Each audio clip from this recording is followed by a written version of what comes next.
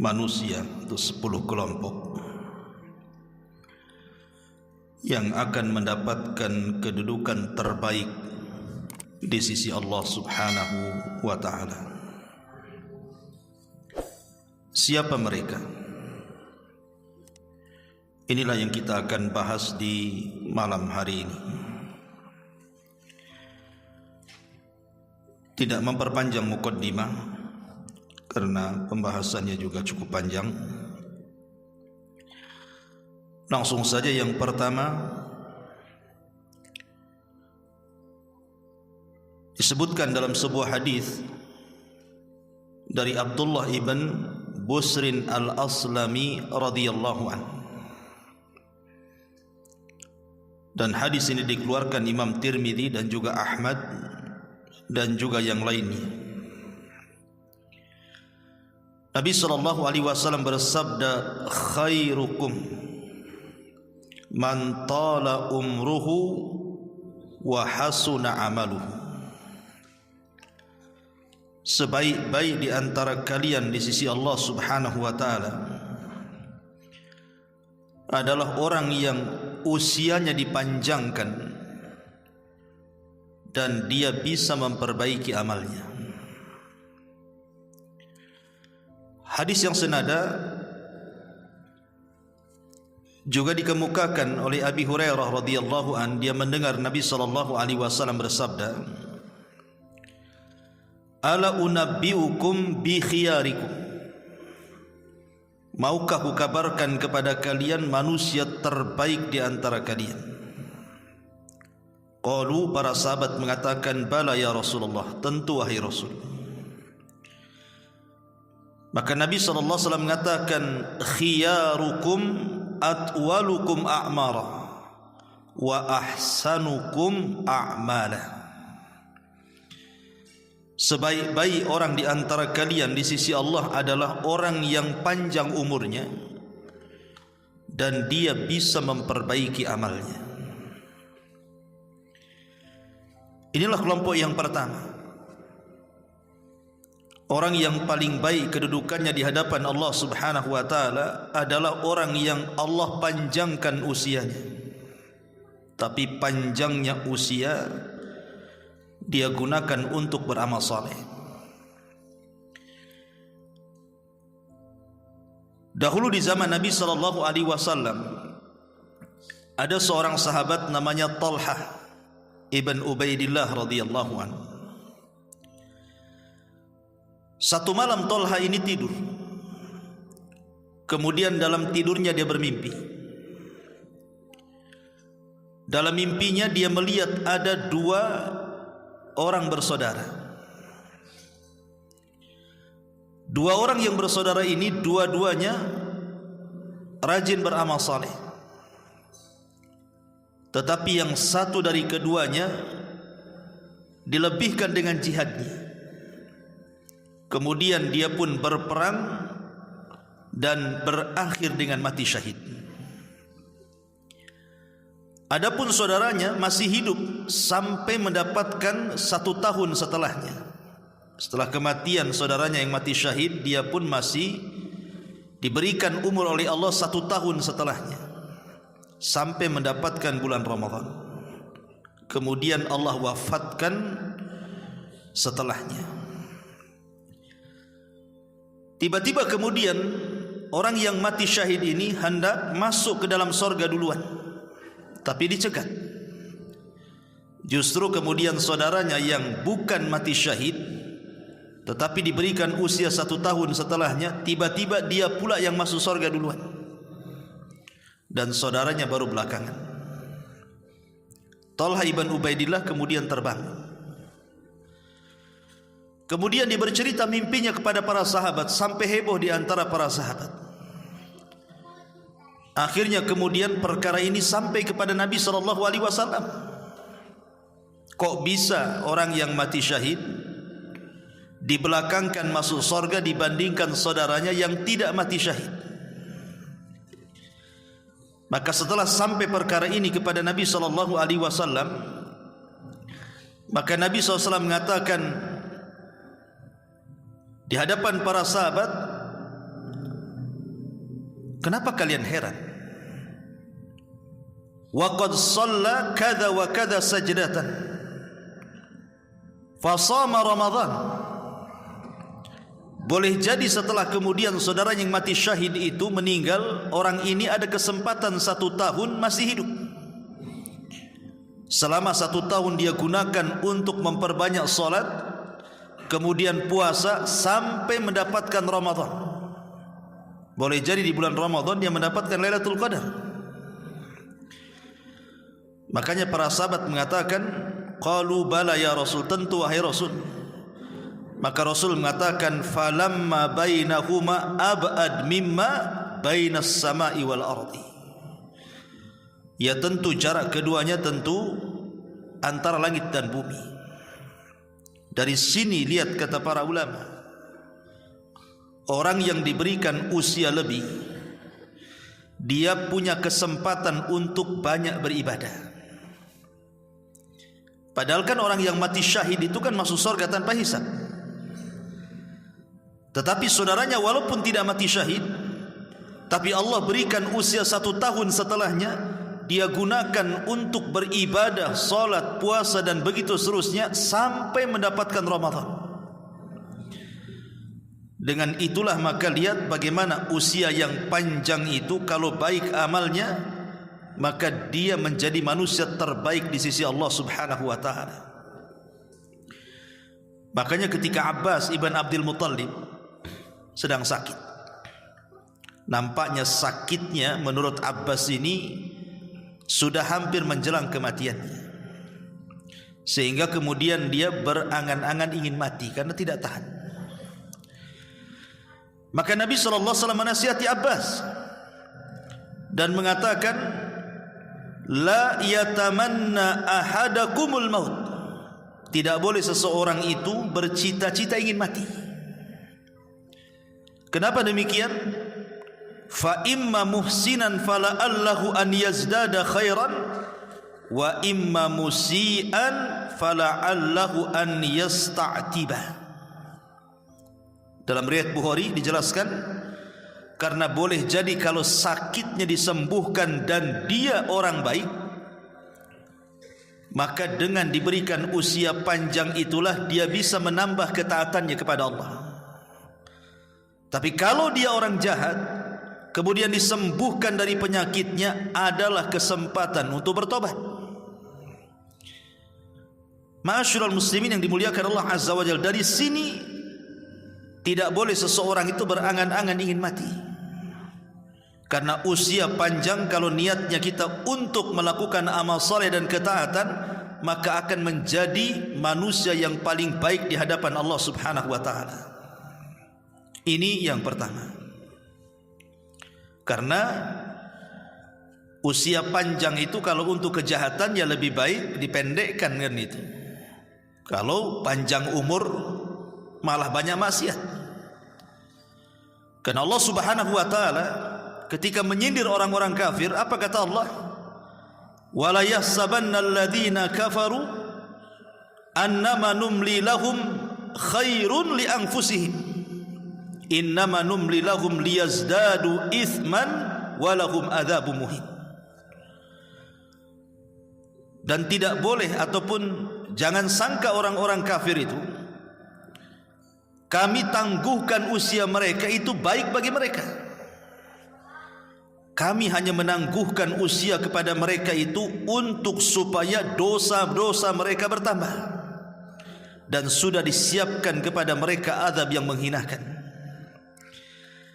Maka dari sini kita tahu bahwa kalau seandainya usia kita panjang dan banyak maksiat, lebih baik meninggal daripada hidup, karena akan memperpanjang proses hisab. Tapi kalau seandainya umur panjang kita gunakan untuk bertobat, beramal saleh dan begitu seterusnya, maka dengan usia inilah kita akan berkah. Karena dikatakan oleh seorang alim, Al-Imam At-Tayyibi rahimahullahu ta'ala, yang dinukilkan Al-Hafidh Ibn Hajar dalam kitabnya Fathul Bari, apa kata beliau? Innal awqata was-sa'ati ka ra'sil mali lit-tajir fayanbaghi an yattajira fima yarbah wa kullama kana ra'su malihi kathiran kana rabhu akthar faman intafa'a min umrihi bi an hasuna amaluhu faqad faza wa aflaha wa man adha'a ra'sa malihi lam yarbah wa khasira khusranan mubina. Apa kata Imam At-Tayyib rahimahullahu ta'ala mengatakan, sesungguhnya waktu-waktu yang berjalan kepada kita ini itu sama dengan modal bagi seorang pedagang. Waktu itu sama dengan modal bagi seorang pedagang. Maka sudah selayaknya seorang pedagang harus memanfaatkan modalnya supaya dia banyak untungnya. Maka setiap kemudian dia banyak untungnya, maka harta yang dimilikinya akan lebih banyak. Maka begitu juga waktu-waktu dalam umur seseorang. Kalau seandainya umur itu digunakan untuk beramal saleh, otomatis akan dapat pahala banyak. Ketika dia dapat pahala banyak, maka faqad faza wa aflaha, dia akan beruntung dan sukses. Wa man adha'a ra'sa malihi, barang siapa yang kemudian menghambur-hamburkan modalnya dan dia tidak mendapatkan keuntungan, maka dia sudah jelas kerugiannya dengan kerugian yang nyata. Ma'asyiral muslimin yang dimuliakan Allah Subhanahu wa taala, ini yang pertama. Yang kedua, disebutkan dalam hadis Utsman ibn Affan radhiyallahu anhu yang dikeluarkan Imam Bukhari.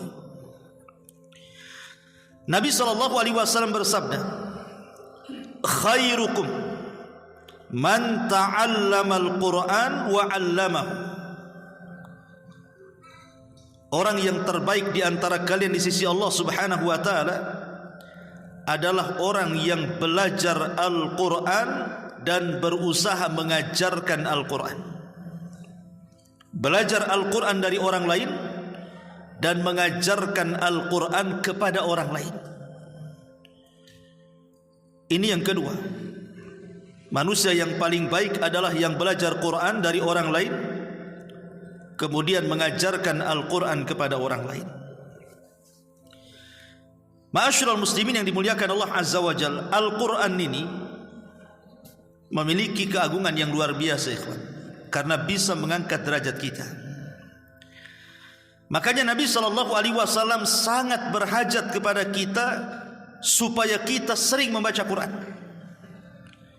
Dalam sebuah hadis dari Abi Dzar Al-Ghifari radhiyallahu anhu dari Nabi SAW.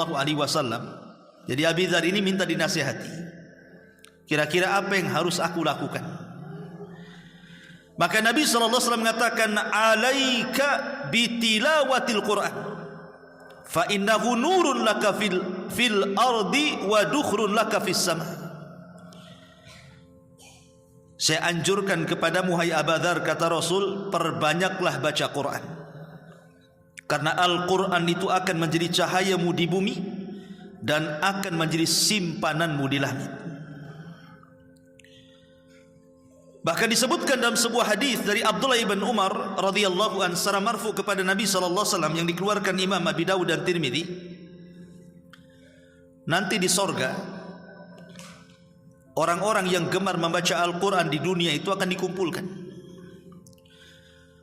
Kemudian dikatakan yuqalu li sahibil Quran, akan dikatakan kepada orang-orang yang cinta dengan Quran, iqra, baca, wartaq, naiklah.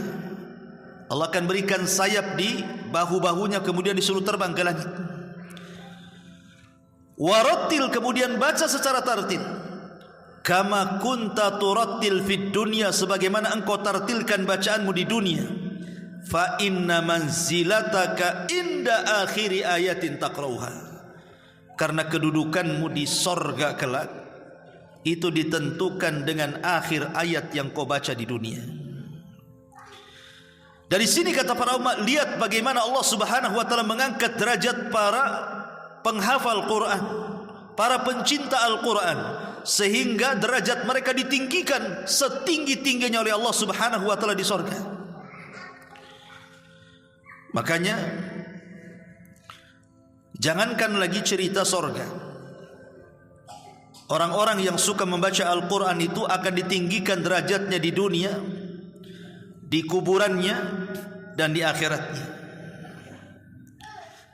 Adapun di dunia, Nabi SAW mengatakan dalam hadis Abi Mas'ud radhiyallahu an, apa kata Rasul? Ya ummu al-qaum aqra'uhum li kitabillah.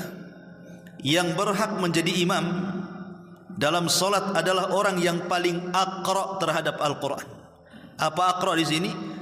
Banyak hafalannya, bagus bacaannya, kemudian bagus suaranya, maka orang ini harus dikedepankan jadi imam.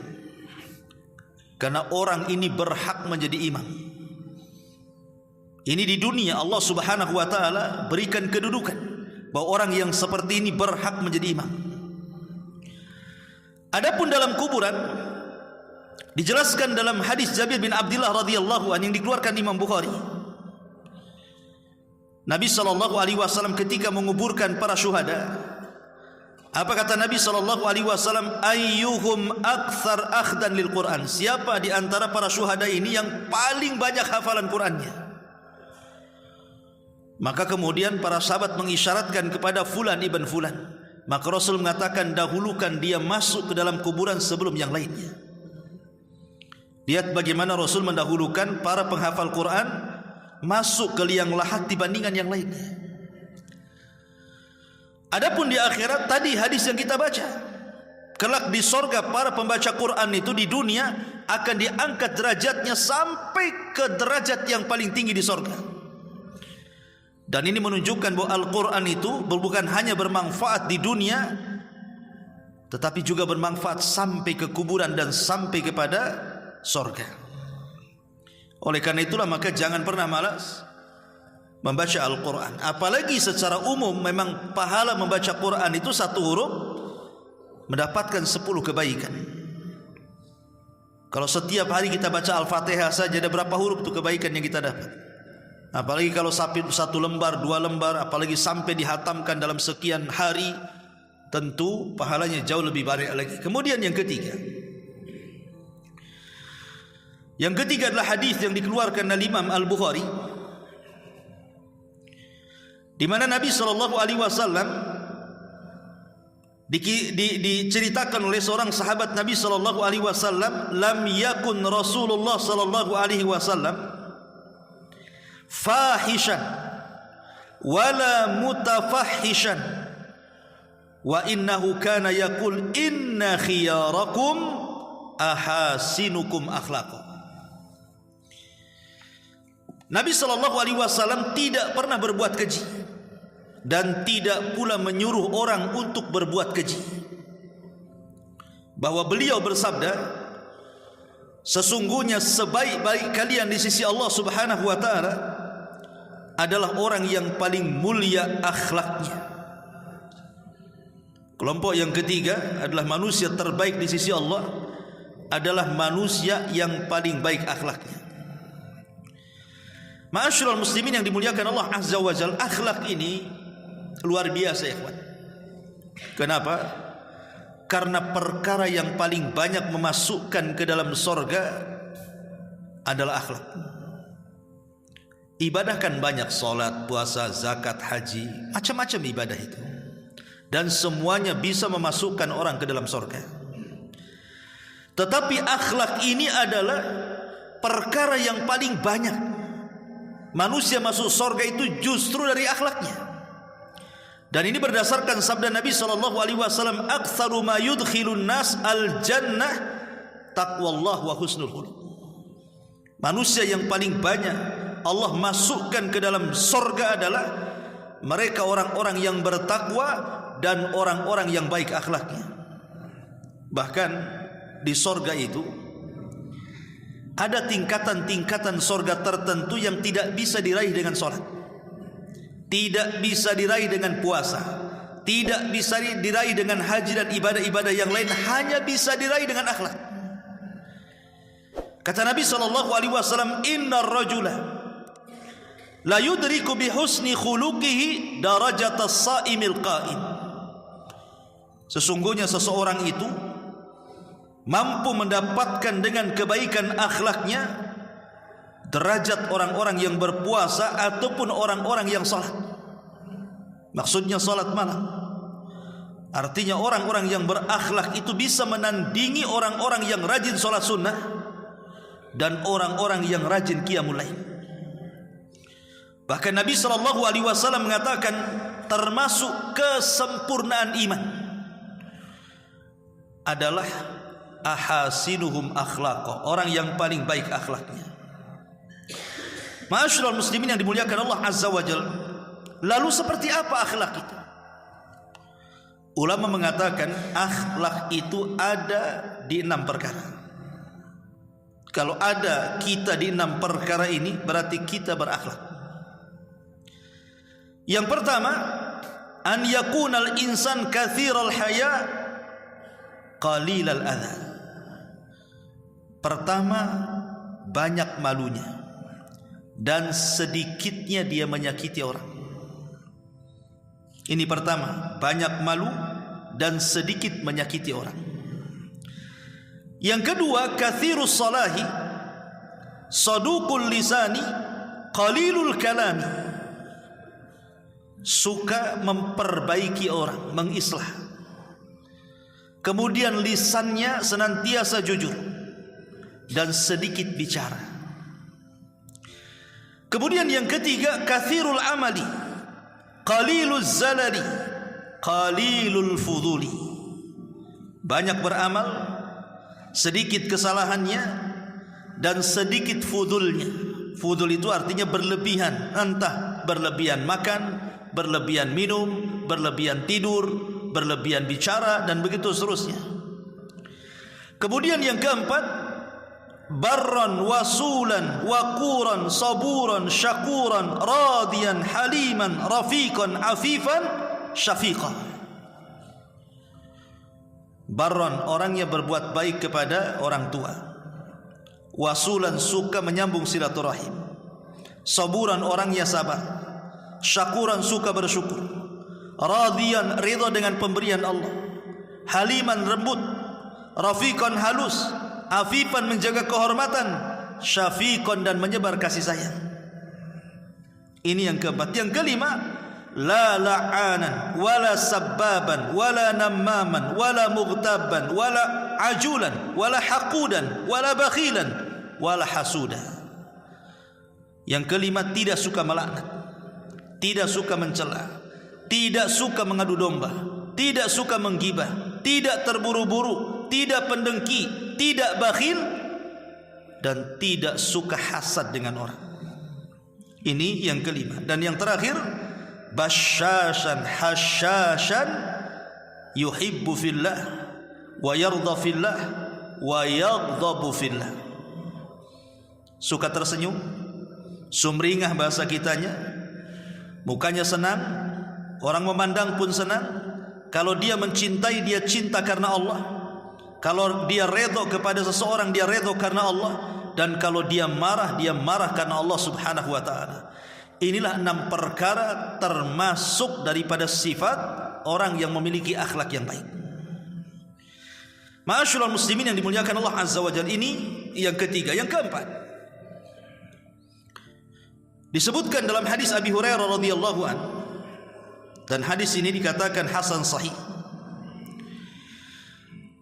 Anna Nabi sallallahu alaihi wasallam waqafa ala unasin julus. Jadi satu hari Nabi sallallahu alaihi wasallam pernah berdiri di tengah-tengah sahabat yang sedang duduk-duduk. Faqala, maka Rasul katakan di hadapan para sahabat yang sedang duduk-duduk itu, ala ukhbirukum bi khairikum min syarrikum. Maukah kuhabarkan kepada kalian orang terbaik di antara kalian dari orang terburuk di antara kalian? Mau aku habarkan siapa orang terbaik di antara kalian di antara orang terburuk kalian? Fasakatu, sahabat diam. Maka Nabi SAW mengulang 3 kali.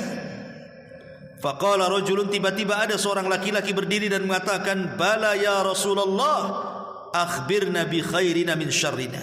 Rasul, habarkan kepada kami siapa orang yang terbaik di antara kami dari yang terburuk di antara kami. Maka Nabi SAW mengatakan, khairukum man yurja khairuhu wa yu'man syarruhu, wa syarrukum man la yurja khairuhu wa la yu'man syarruhu. Kata Nabi SAW, sebaik-baik di antara kalian di sisi Allah Subhanahu wa taala tentunya adalah manusia yang senantiasa diharapkan kebaikannya dan manusia aman dari keburukannya.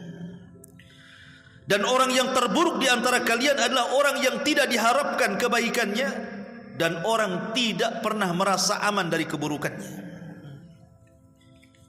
Di zaman Nabi, ikhwan, ada seseorang dari kejauhan itu mengarah ke rumah Nabi. Ketika itu Nabi dengan Aisyah radhiyallahu anha berada di dalam rumah itu.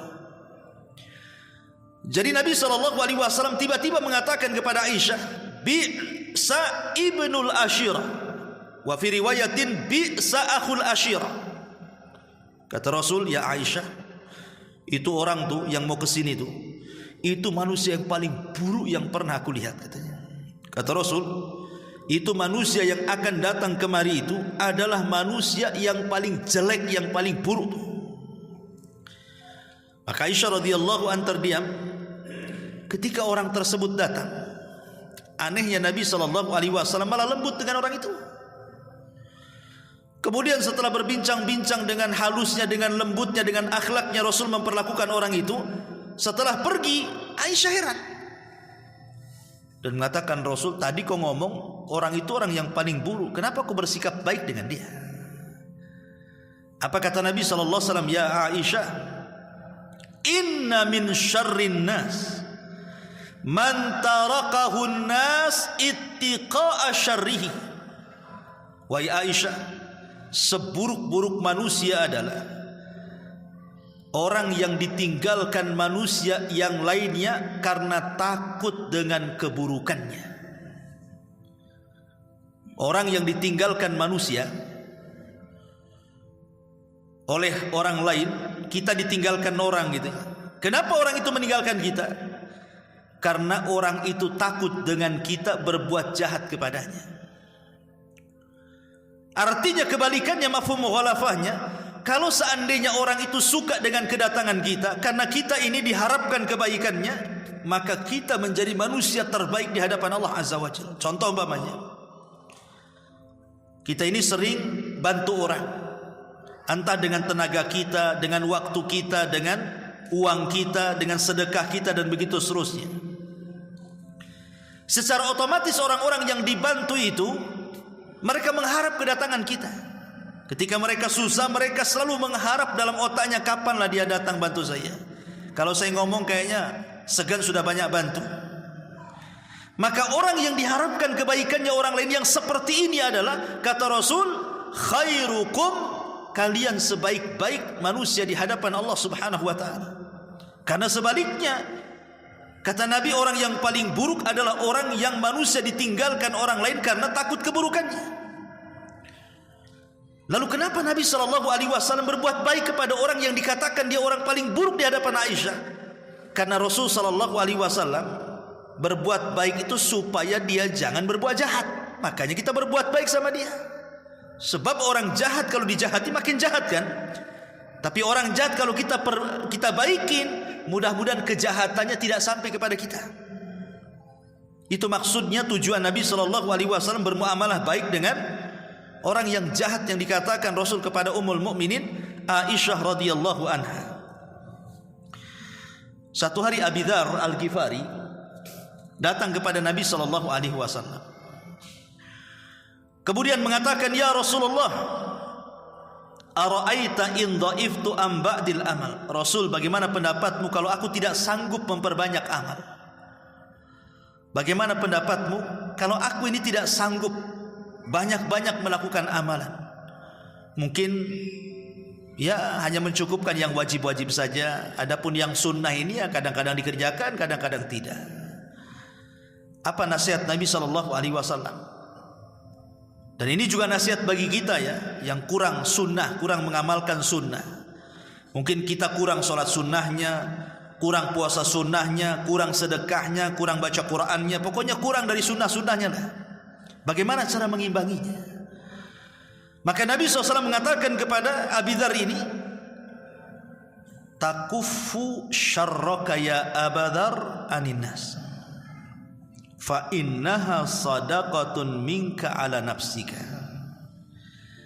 Kata Rasul, takuffa syarraka ya Aba Dzar anin nas, cukup engkau tahan, jangan sampai engkau berlaku jahat kepada manusia, karena itu bentuk sedekah untukmu kepada Allah Azza wa Jalla. Jadi kalau seandainya kita ini tidak banyak beramal, maka usahakan jangan menyakiti orang, gitu maksudnya. Jangan menggibah orang, jangan menghina orang, jangan melaknat orang, jangan namimah kepada orang, jangan hasad kepada orang, jangan dengki kepada orang. Begitu maksudnya.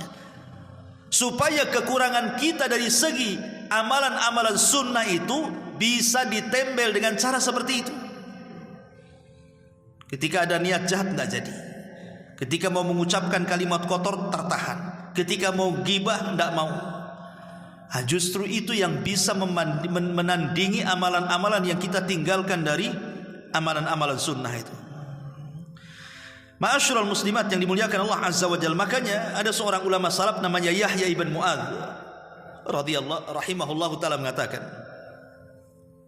liyakun hadzal mu'min minka thalathatan. Hendaklah seorang mukmin itu harus punya 3 akhlak.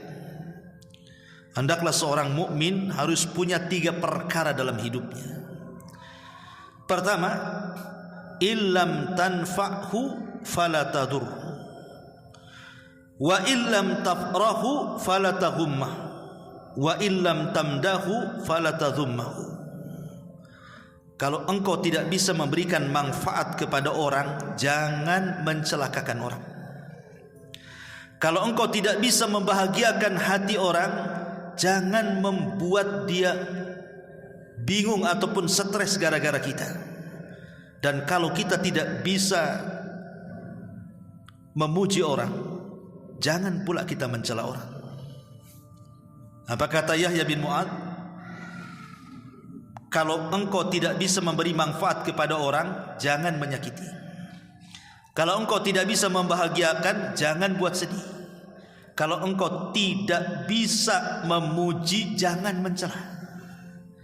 Inilah akhlak seorang mukmin. Ma'asyiral muslimin yang dimuliakan Allah Azza wa Jalla. Ini yang keempat. Yang kelima, hadis yang dikeluarkan dalam Sahihul Jami dan disahihkan oleh Syekh Nasiruddin Al-Albani rahimahullah taala. Nabi sallallahu alaihi wasallam mengatakan, khairukum man at'ama at-ta'ami wa radda as-salam. Orang yang paling baik di antara kalian di sisi Allah adalah orang yang suka memberi makan kepada orang lain dan suka menjawab salam dari salamnya orang lain. Anas bin Malik radhiyallahu an menceritakan ada seorang laki-laki datang kepada Rasul. Rasul, alimni amalan yudkhilanil jannah. Bisa enggak kau ajarkan satu amalan atau amalan-amalan apalah terserah yang dengan amalan itu Allah masukkan aku ke surga. Maka Nabi SAW mengatakan, at'imi ta'am. Kau harus beri makan orang yang membutuhkan. Wafshus salam, sebarkan salam. Wa'ati bil kalam, perbaiki santunkan ucapan. Wa sholli bil laili wan nasu niyam, salatlah di malam hari ketika manusia tertidur. Kata Rasul, tadkhulul jannata bis salam, maka engkau akan masuk surga dengan selamat. Dan 4 poin ini adalah 4 poin yang pertama kali dikhutbahkan Rasul saat hijrah dari Mekah ke Madinah. Dan Nabi SAW ketika pertama kali khutbah di Kuba, 4 poin inilah yang dikhutbahkan Rasul SAW. Wahai manusia, berikan makan kepada orang-orang yang membutuhkan. Yang kedua, sebarkan salam, santunkan ucapan, dan salatlah di malam ketika manusia sedang terlelap tidur. Ketika Abdullah ibn Salam, seorang tokoh Yahudi, mendengar tuh khutbahnya Nabi SAW, langsung masuk Islam dia. Tokohnya Yahudi itu Abdullah ibn Salam itu ma'ruf. Ketika mendengar khutbahnya yang luar biasa, padahal cuma 4 kata ini saja, masuk ke lubuk hati Abdullah ibn Salam, datang kepada Rasul, padahal dia pendetanya Yahudi itu. Tiba-tiba dia mengatakan, asyhadu an la ilaha illallah wa asyhadu annaka Rasulullah. Kenapa Nabi SAW bicara seperti itu? Coba dalam mukadimah khutbahnya ketika hijrah dari Mekah, beliau meriwayatkan dari Abdullah ibn Umar radhiyallahu an, Nabi SAW bersabda, salasun muhlikat wa salasun munjiyat wa salasun kafarat wa salasun darajat. 3 perkara bisa menghancurkan kalian, 3 perkara bisa menyelamatkan kalian, 3 perkara bisa menghapuskan dosa kalian, 3 perkara bisa mengangkat derajat kalian. Adapun 3 perkara yang menghancurkan, fasyukhun muta wa hawan muttaba wa ijabul mar'i binafsi. Kebakhilan yang diikuti, hawa nafsu yang dituruti, dan i'jab, kesombongan yang ada pada diri seseorang. Adapun 3 yang bisa menyelamatkan, fal adlu fil ghadabi war ridha wal qasdu fil faqri wal ghina wa khasyatullah fi sirri wal alaniyah. Adapun 3 perkara yang bisa menyelamatkan, adil saat marah, berbuat adil saat marah. Karena biasanya orang yang marah itu tidak adil. Biasanya kalau orang lagi marah, emosi, tidak akan berbuat adil dia. Tapi kalau dia ingin selamat, adillah saat Anda sedang marah. Yang kedua, sederhanalah, baik Anda fakir ataupun kaya. Dan yang ketiga, takutlah kepada Allah, baik di waktu sendirian ataupun terang-terangan. Adapun 3 perkara yang bisa menggugurkan dosa, intidarus salah ba'da salah, menunggu salat setelah salat, wa isbagil wudu, yang kedua menyempurnakan wudu, dan yang ketiga naqlul aqdam ilal jamaat, berusaha melangkahkan kaki menuju masjid untuk melaksanakan salat jamaah. Adapun yang ketiga yang bisa, yang keempat yang bisa, 3 perkara yang bisa mengangkat derajat, di sini syahidnya. Pertama, it'amut ta'am, memberi makan. Yang kedua, ifsa'us salam, menyebar salam. Dan yang ketiga, wassalatu bil laili wan nasu niyam, salat malam ketika manusia sedang tertidur. Maka di antara yang mengangkat derajat kita adalah memberi makan dan menyebarkan salam. Taib, ini yang kelima. Yang keenam, disebutkan juga di dalam kitab Sahihul Jami dan disahihkan oleh Syekh Albani rahimahullahu taala, Nabi SAW bersabda, khairun nasi dzul qalbil mahmum walisan as-sadiq. Qalu saduqul lisan na'rifuhu ya Rasulullah, fama mahmumul qalbi? Qala huwa an-naqiyyu taqiyyu la ithma alaihi wala baghya wala ghilla wala hasad. Kata Nabi SAW, sebaik-baik manusia di sisi Allah adalah mereka orang-orang yang memiliki hati yang mahmum dan lisan yang jujur. Sahabat bertanya, Rasul, kalau lisan jujur kami tahu, hati yang mahmum itu apa? Jadi kalau lisan yang jujur, kata sahabat, kami sudah tahulah itu definisinya. Lah, hati yang mahmum itu seperti apa? Maka Nabi SAW mengatakan, hati yang mahmum adalah an-naqiyat taqiyya la ithma alaihi wala baghya wala ghilla wala hasad. Orang yang memiliki hati yang sangat bersih dan bertakwa kepada Allah, tidak ada dosa, tidak berbuat zalim, tidak ada kebencian, dan tidak ada hasad. Maka orang yang seperti ini adalah sebaik-baik manusia di sisi Allah Subhanahu wa taala, orang-orang yang memiliki hati yang bersih. Karena hati bersih itu hati penduduk sorga. Hati penduduk sorga itu satu hati. Makanya kenapa sebelum orang masuk sorga itu, di situ ada kisos diulang, pengulangan kisos yang pernah dilakukan kisos di dunia diulang lagi itu, supaya mencapai keadilan yang hakiki, sehingga ketika orang itu sudah melangkahkan kakinya ke sorga, tidak ada lagi kedengkian dalam hatinya. Wa nazza'na ma fi sudurihim min ghillin ikhwana, kami cabut tuh perasaan-perasaan dengki penduduk sorga itu, sehingga masuk ke dalam sorga ikhwana, mereka bersaudara, satu hati. Dan memang membersihkan hati ini sulit sekali. Kalau antum punya mobil, tinggal dibawa ke karwas saja sebentar dah bersih. Kalau rumah antum kotor, datangkan pembantu, bayar 1 juta satu hari, bersih kinclong. Baju kita kotor, tinggal dilondrikan, langsung bersih. Masalahnya kalau hati kotor ini macam mana cara bersihkannya? Antum minum Baiklin, matilah antum. Ya. Macam mana caranya?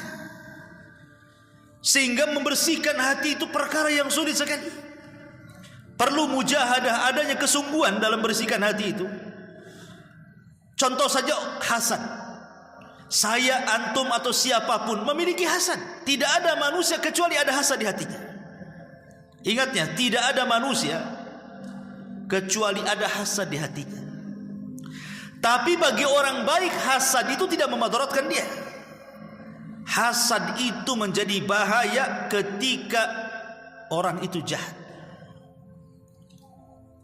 Kalau sekedar hasad saja, seseorang menginginkan seperti orang lain, itu kan hasad. Umpamanya kita lihat tetangga kita beli mobil, pengen juga punya mobil. Tetangga kita bangun rumah bagus, pengen juga punya rumah bagus. Itu kan hasad artinya. Kalau bukan hasad apa namanya? Tetapi kalau hasad ini dimiliki orang baik, tidak ada masalah, karena hanya keinginan saja. Tapi kalau hasad ini dimainkan orang jahat, mulai bercita-cita tamanni zawalin ni'mah, berangan-angan nikmat orang lain hilang, apalagi lebih buruk daripada itu supaya berpindah kepada dia, itu yang jadi masalah. Makanya orang hasad itu hatinya sakit, ya kawan. Di zaman Khalifah Mu'tasim, ada Arab Badui. Dia pandai bersyair. Jadi Arab Badui ini disukai sama Khalifah. Jadi kadang-kadang diundang tuh, datangkanlah si Arab Badui itu ke istana katanya, biar dia bersyair di hadapanku, aku suka bahasanya. Jadi selalu datang Arab Badui itu menghibur Khalifah. Rupanya apabila sang Badui ini menghibur Khalifah dengan syair-syair Baduinya itu, adalah satu menteri tidak suka. Kata satu menteri, aku loh berpuluh-puluh tahun mengabdi kepada raja, tidak pernah aku duduk di samping dia tuh. Ini si Badui pula katanya, tidak punya kedudukan dari desa, kok dia bisa akrab pula dengan Khalifah. Mulai hasad dia, hasad hatinya. Akhirnya dia merencanakan sesuatu. Dengan cara apa? Jadi satu hari raja ini meminta kepada sang menteri ini untuk memanggil Arab Badui menghibur Khalifah. Di sini ada kesempatan membuat makan. Dengan cara apa? Diajak makan ke rumahnya, ke rumah sang menteri itu. Kemudian dikasih makan makanan banyak sekali, tapi semua makanannya itu berbau. Jadi menyisakan bau di mulutnya. Mungkin kalau sekarang ini makan pete, makan jengkol, makan apa yang kalau ngomong itu, habis makan itu keluar baunya. Karena tahu dia akan menghadap Khalifah, dibuat bau mulutnya. Lah sebelum Arab Badui ini datang kepada Khalifah, si menteri ini sudah duluan datang kepada Khalifah dan mengatakan, ya Khalifah, ada kabar yang tidak enak bagimu tentang Arab Badui itu. Kata Khalifah, ada apa? Dia kan orang baik, suka menghibur aku. Iya, tapi tahu enggak wahai Khalifah Mu'tasim, si Arab Badui itu memfitnah kamu di luar sana, bau mulutmu bau katanya. Jadi menuduh Khalifah mulutnya bau. Dan itu sudah tersebar di fitnah kau sama si Badui itu. Badui ngomong kemana-mana, mulut Khalifah bau katanya. Marahlah Khalifah nih. Kalau gitu datangkan si Badui itu. Datang si Badui. Karena si Badui kan habis makan gak enak kan. Kalau dia ngomong sama khalifah kan takut bau, jadi dia nutuplah, ngomong sambil nutup mulut. Ini kata khalifah, oh betul. Kenapa dia nutup mulut? Berarti betul kata sang menteri, karena dia takut bau mulutku sampai kepadanya. Tuh lihat hasadnya kan? Di sini hasadnya. Akhirnya marah khalifah. Kenapa? Khalifah tidak tahu maksudnya nutup mulut kan? Dikiranya betul kata si menteri bahwa si Badui ini ngomong mulut khalifah bau, makanya dia kalau ngomong begini. Akhirnya khalifah diam-diam memanggil seseorang untuk mengambil kertas dan pena. Diambilnya kertas dan pena itu, kemudian ditulis. Sesampainya surat ini, penggal kepala si Badui ini katanya. Itu isi suratnya. Si menteri dari kejauhan melihat khalifah memberikan kertas kepada si Badui karena sudah hasad. Apa ini, saya sudah bilang si Badui ini fitnah khalifah, kok sekarang dia dapat hadiah pula dari khalifah ini. Jangan-jangan kertas itu disuruh mengambil harta. Akhirnya kemudian setelah khalifah memberikan kertas kepada si Badui untuk diantarkan ke tukang jagal, berangkat sampai di pintu istana, kata si menteri, tunggu dulu kamu. Enak kali kau dapat hadiah katanya. Gimana kalau seandainya aku yang antar kertas itu katanya. Kata si Badui dengan senang hati, ambillah kertas ini. Nggak ada yang tahu isinya apa. Tahu-tahu dibawalah sama si menteri ke tukang jagal, dia pula yang dipenggal lehernya. Sang khalifah bingung, yang disuruh dipenggal si Badui, kenapa pula si menteri yang dipenggal? Jadi dipanggillah si Badui itu, suruh cerita, kenapa kau kasih kertas itu kepada si menteri? Maka si Badui cerita mulai dari awal, dia datang dijamu, kemudian nggak enak bau, makanya saya ngomong gini kan. Akhirnya khalifah baru tahu kelicikan sang menteri. Apa kata dia? Dia mengatakan, alangkah adilnya hasad itu katanya. Alangkah adilnya hasad itu. Hasad itu sudah berbuat adil katanya. Makanya ada istilah halakal hasid qoblal masud. Terkadang orang yang hasad itu lebih hancur dibandingkan orang yang dihasadi kan. Walaupun tak jarang orang yang dihasadi bisa hancur gara-gara hasad. Karena hasad ini bagian daripada sihir masalahnya. Lahir padanya penyakit ain. Makanya kita disuruh berlindung kepada hasad seperti berlindungnya kita kepada setan. Min syarri hasidin idza hasad. Itu contoh penyakit hati. Maka orang yang terbaik adalah orang yang hatinya bersih, bukan hanya dari hasad, dari semua penyakit hati. Kata Rasul, itulah sebaik-baik manusia di sisi Allah Subhanahu wa taala. Ini yang ke-6, yang ke-7. Disebutkan juga dalam Sahih Adabil Mufrad. Adabil Mufrad adalah karya Imam Bukhari selain daripada Sahih, kitab As-Sahih, Adabil Mufrad. Nabi SAW bersabda, khairul ashabi indallahi khairukum li sahibihi. Sebab kalau kita mencintai seutuhnya, sekali ada masalah, sakitnya itu dalam kali. Sebagaimana kita benci seutuhnya, mau berkawan itu sulit sekali.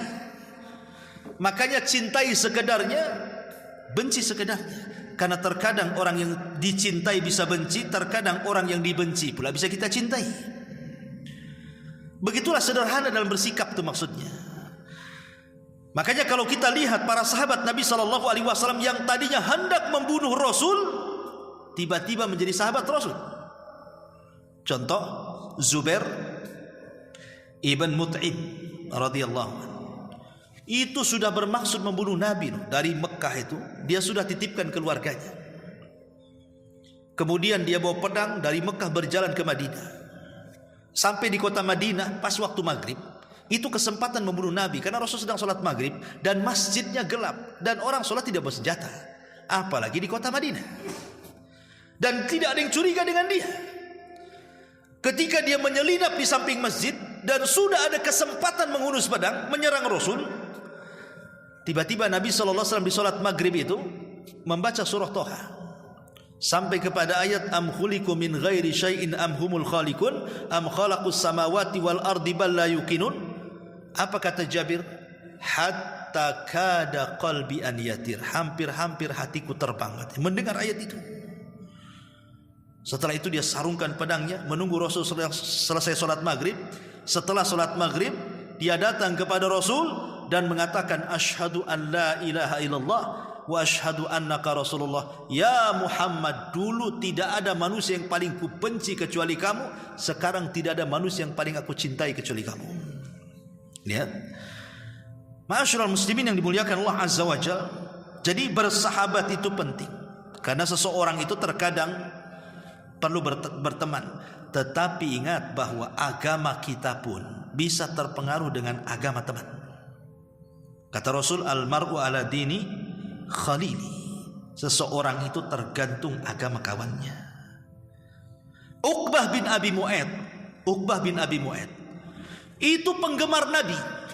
Walaupun di atas kejahiliahannya, di atas kesyirikannya, tapi dia suka bersenandung syair. Dan apabila dia mendengar Al-Quran yang dibacakan Rasul, disangka syair, sehingga dia suka dengan lantunan-lantunan Al-Quran itu. Akhirnya jatuh cinta dengan Nabi, tapi tak mau masuk Islam, hanya suka kalau Rasul ngaji. Lama-lama suka dengan Nabi, tapi tak mau juga masuk Islam. Uqbah bin Abi Mu'aid ini, pokoknya dia suka ketemu Nabi, suruh baca Quran, didengar sama dia. Jadi satu hari, karena dia saking sukanya dengan Nabi SAW, ingin menghormati Rasul dengan cara apa? Mengundang makan di rumahnya, dimasakkan masakan yang enak, kemudian diundang Nabi. Masalahnya ketika sampai di rumah, Nabi tak mau makan. Kata Uqbah, makan wahai Muhammad. Kata Rasul, tidak. Makanlah. Enggak, katanya. Dan aib kalau tamu tak mau makan, masalahnya. Kata Uqbah, bagaimana caranya supaya kau mau makan di rumahku? Kata Nabi SAW, bersyahadatlah wahai Uqbah. Kalau engkau bersyahadat, asyhadu an la ilaha illallah wa asyhadu anna Muhammad Rasul, aku akan makan. Karena aku ini seorang musyrik, tidak boleh makanan orang musyrik. Karena kan di zaman itu kan kita tahu bahwa makanan orang-orang Mekah itu makanan pokoknya daging kambing. Lain dengan Madinah kan itu ya. Dan kambing disembelih, sementara sembelihan orang musyrik haram kan gitu. Karena Rasul tidak mau. Kecuali kau baca syahadat, baru aku mau. Terpaksalah Uqbah bin Abi Mu'aid membaca syahadat supaya Rasul mau makan. Akhirnya baca syahadat.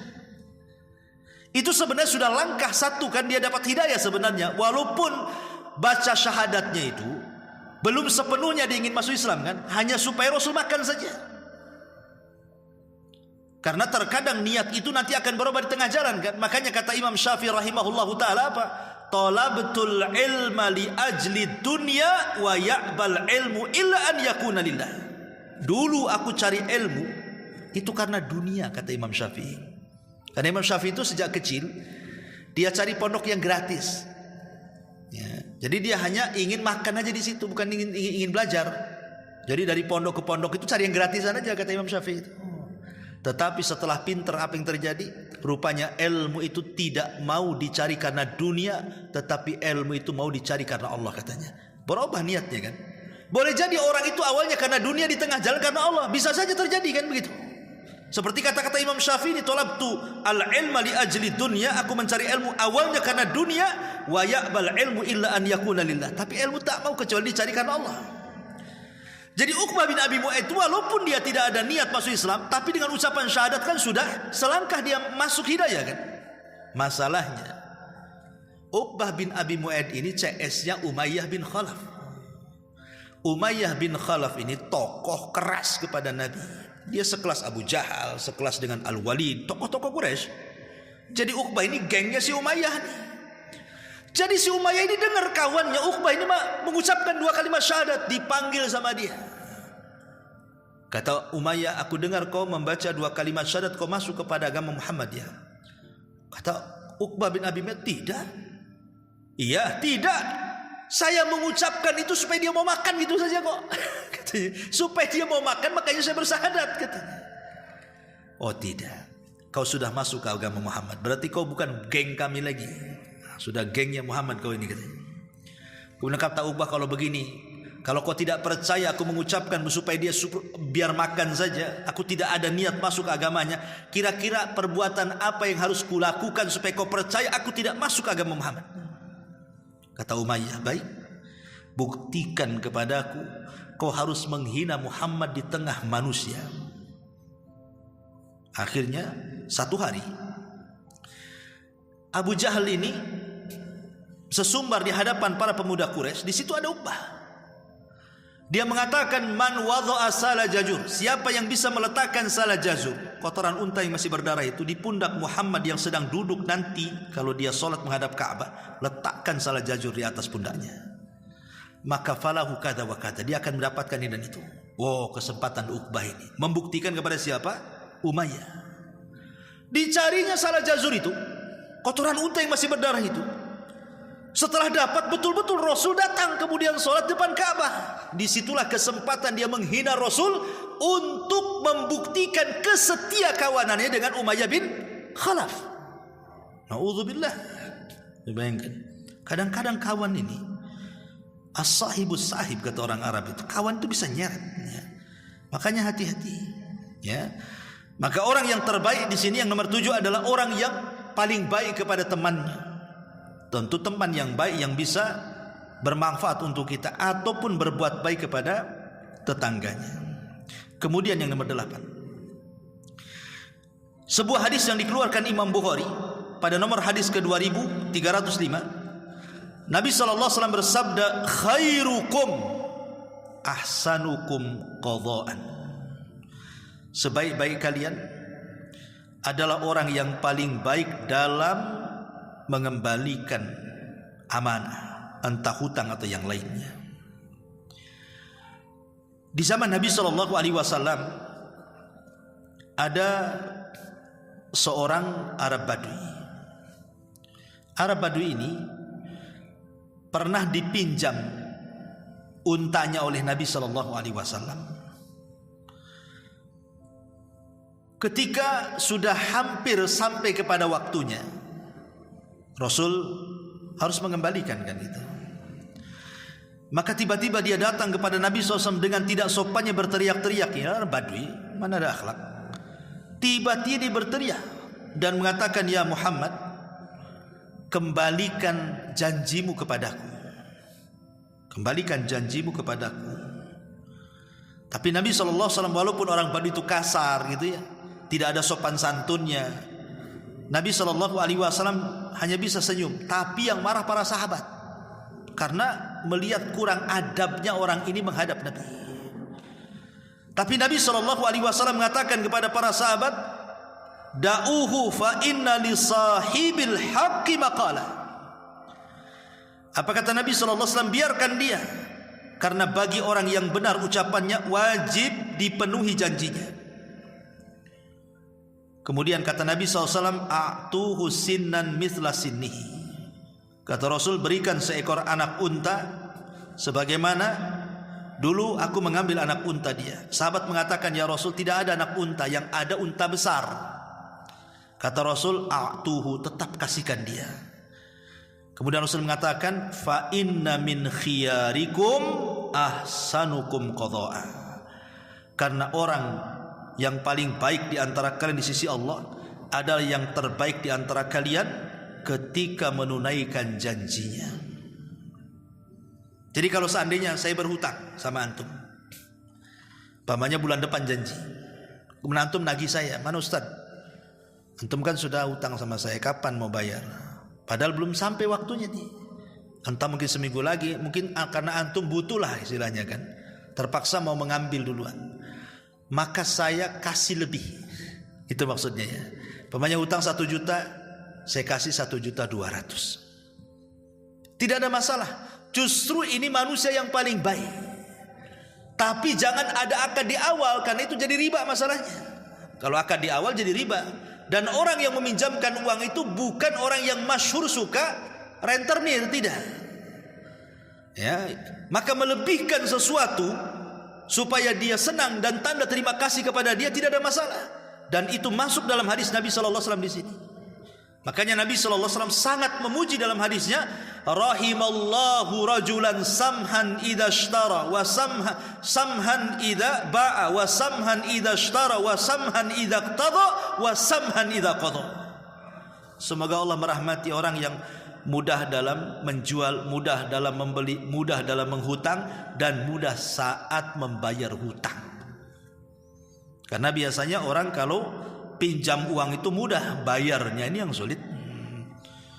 Paling sulit kalau nagih hutang tuh. Kalau lagi pinjam uang aja manis sekali mulutnya. Ketika ditagih pahit kali tulisannya. Kan begitu. Kadang-kadang lebih galak pula dia daripada orang yang hutang. Orang kan begitu umumnya kan. Itulah syaitan sebenarnya. Syaitan sudah bersarang sehingga dia tidak ada amanah lagi. Pada Rasul mengatakan apa?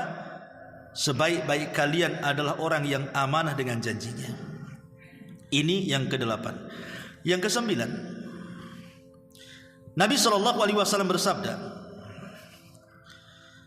khairukum khairukum li ahli wa ana khairun li ahli. Sebaik-baik kalian di sisi Allah, sebaik-baik kalian di sisi Allah adalah orang yang terbaik untuk keluarganya, dan saya adalah manusia yang paling baik kepada keluarga saya, kata Nabi. Maka yang ke-9 adalah orang yang terbaik di sisi Allah adalah orang yang bisa memposisikan diri kepada keluarganya dan dia memperbaiki keluarganya. Ku anfusakum wa ahlikum nara. Maka dijelaskan dalam sebuah hadis, ma daraban Nabi sallallahu alaihi wasallam imra'atan lahu qat wala jalada khadiman lahu qat. Rasul tidak pernah memukul satu wanita pun. Rasul tidak pernah memukul satu pembantu pun. Kemudian ketika Muawiyah ibn Haidah radhiyallahu an bertanya ya tentang apa hak kepada seorang istri, maka Rasul mengatakan la tadribil wajha, jangan kau pukul wajahnya, wala takbah, dan jangan kau jelek-jelekan dia, wala tajur, dan jangan kau menghajar dia, illa fil baiti, kecuali dalam rumah. Karena kebanyakan laki-laki kawan kalau tak ada iman, atau terkadang yang sudah ngaji juga, mungkin ngajinya baru atau gimana kan, terkadang dia bisa mukul keluarganya. Dan sasaran pukul mesti wajah kan begitu ya. Padahal Allah Subhanahu wa taala ketika menciptakan Adam itu, Allah bentuk Adam itu ala suratihi, wajahnya seperti bentuk yang sangat indah sekali. Makanya kenapa kemudian kita tidak boleh memukul wajah? Karena memukul wajah itu sama dengan menyakiti sang penciptanya Allah Subhanahu wa taala. Rasul itu hanya membolehkan memukul itu selain wajah, itu pun pukulan kepada keluarga itu dzarban ghairu mubarrih kan begitu. Pukulan yang tidak berbekas, dan itu pun sudah las, artinya sudah tidak bisa lagi kita bersama. Bahasanya kan begitu. Karena pukulan itu sudah terakhir kan. Apa kata Allah Subhanahu wa taala? Apabila engkau takut istrimu itu melakukan nusuz. Nusuz itu ya selingkuh atau yang semacamnya. Yang pertama fa'idhuhunna, nasihati dulu. Kalau tidak bisa fahjuruhunna fil madaji, baru kemudian pisah ranjang. Yang ketiga fadribuhun, jadi yang terakhir memukul itu. Makanya kenapa kemudian seseorang itu harus adil dalam keluarga kan? Apa kata Nabi SAW? La yafruku mu'minun mu'minatan in kariha khuluqan radiyal akhar, kata Rasul. Tidak boleh seorang suami mencela istri atau sebaliknya, kalau tidak suka dengan akhlaknya maka lihat kebaikannya. Sebelum kita ini ngomong kasar, mukul atau apa, lihat kebaikannya. Kebaikan istri itu lebih banyak ataukah lebih sedikit kan itu? Atau sebelum istri ngomong kasar sama suaminya, lihat kebaikan suaminya, lebih banyak ataukah lebih sedikit, supaya bersikap adil di situ maksudnya. Ini yang nomor 9. Dan yang terakhir, hadis yang dikeluarkan Imam At-Tabrani, al-mu'minu ya'laf wa yu'laf wa la khaira fi man la ya'laf wa la yu'laf wa khairun nas anfa'uhum linnas. Orang yang beriman adalah orang yang ramah. dan diperlakukan dengan ramah. Tidak ada kebaikan bagi seseorang yang tidak berbuat ramah, dan tidak pula pada seseorang yang tidak diperlakukan dengan ramah. Kemudian kata Rasulullah, sebaik-baik kalian di sisi Allah adalah orang yang paling bermanfaat bagi manusia yang lainnya. Kehadiran kita di tengah-tengah masyarakat itu kalau bisa bermanfaat untuk mereka. Ada kerja bakti, ikut gitu. Tetangga sakit, bantu. Tetangga butuh bantuan, bantu. Pokoknya bermanfaat, banyaklah hal-hal yang bermanfaat itu. Kata Nabi SAW, salah satunya adalah sururun tudkhiluhu ala qalbil muslim. Kebahagiaan yang kau tanam ke hati seorang mukmin. Dan ini amalan yang paling afdal, namanya jabrul qulub. Ya, menembel hati orang. Itu amalan yang paling dicintai Allah. Ketika ada orang sedih, kita hibur, akhirnya ngurangi kesedihannya, gitu ya. Ketika susah, kita bantu, ngurangi kesusahannya. Itu disebut jabrul qulub. Karena aneh manusia ini, kadang-kadang, contoh saya sudah sibuk dengan pekerjaan saya sibuk dengan istri saya sibuk dengan anak saya sibuk dengan masalah saya. Tiba-tiba antum datang menghina saya, menggibah saya, mencaci maki saya. Saya lagi sibuk, antum datang menyibukkan lagi saya, kan gitu. Dengan kesibukan kita aja di rumah itu sudah luar biasa. Jangan kemudian kita datang menyibukkan orang lain. Harusnya kita kurangi beban orang, ini tidak ditambahkan beban orang lain. Kadang-kadang kita ini harus banyak melatih diri untuk memberikan uzur, gitu maksudnya. Kalau ada saudara kita salah itu, kasih uzur. Kalau perlu 100 uzur. Oh enggak lah, mungkin dia begini, begitu. Supaya ketika memberikan uzur itu, supaya kita tidak langsung bersikap dengan sikap yang tidak baik. Nanti menyakiti orang. Gara-gara ucapan kita tadinya ke masjid, jadi tidak ke masjid. Siapa yang dosa? Orang ini hari-hari ke masjid. Gara-gara ucapan kita sama dia, akhirnya enggak ke masjid. Siapa yang dosa di sini? Kita jadinya, kan? Gara-gara kita dia enggak ke masjid. Kan gitu ya, kan? Ma'asyiral muslimin yang dimuliakan Allah Azza wa Jalla, maka yang terakhir adalah kata Nabi SAW, khairun nasi anfa'uhum linnas. Sebaik-baik manusia adalah yang bermanfaat bagi manusia yang lain. Rawahu Tabrani. Wallahu alam. Ini yang bisa sampaikan, mudah-mudahan manfaatnya. Subhanallah bihamdika, asyhadu an la ilaha illa anta, astaghfiruka wa atubu ilaik. Allahu taala alam. Assalamualaikum warahmatullahi wabarakatuh.